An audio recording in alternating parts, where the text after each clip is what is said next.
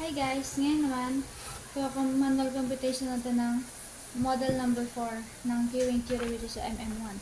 So dito guys, ang pinagkaiba niya sa mga ibang model, dito wala tayong customer, pero meron tayong technician and machines. Machines natin ay 5. Ito guys, is our use per hour ay yung kung gaano katagal ginagamit, 100 hours na, then hour per breakdown 10. So ito yung mga formulas na kailangan natin guys. So lambda is equal to 1 over x is equal to 1 over 100 is equal to 0.01. Then mu natin is equal to 1 over y is equal to 1 over 10 is equal to 0.1. PO naman natin guys. Ito yung PO natin guys. Kailangan din dito ng appendix. So, ang nakuha natin sa 5 at 1 ay 0.564 or 56.40%. Then, the RQ natin guys is n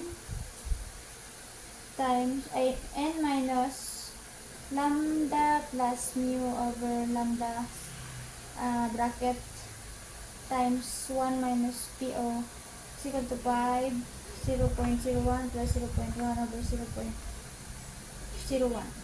Then, times 1 minus 0.366 is equal to 0.204.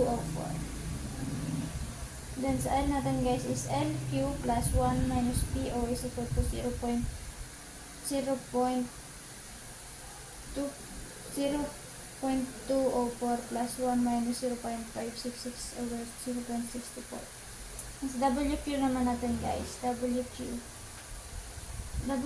is equal to LQ over N minus lambda, I times lambda, I minus pala, sorry guys, minus L times lambda is equal to 0.204 over 5 minus 0.64 times 0.01 is equal to 4.675 ay 6784. Ang W natin is WQ plus 1 over lambda is equal to 4.6767 plus 1 over 0.1 is equal to 0.0450. And ang last is P is equal to R over lambda. 0.436 over 0.1 is equal to 3.436.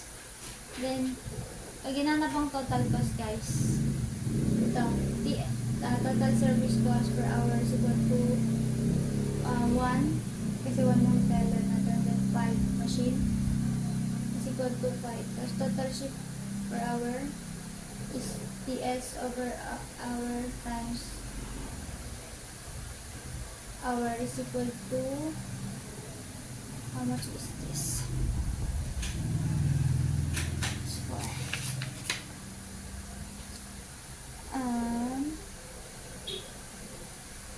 Total cost.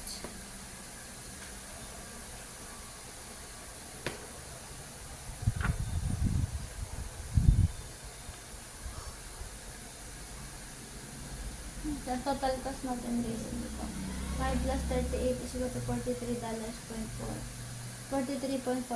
Tapos total cost per sheet is $342.2. Yun lang guys. Thank you.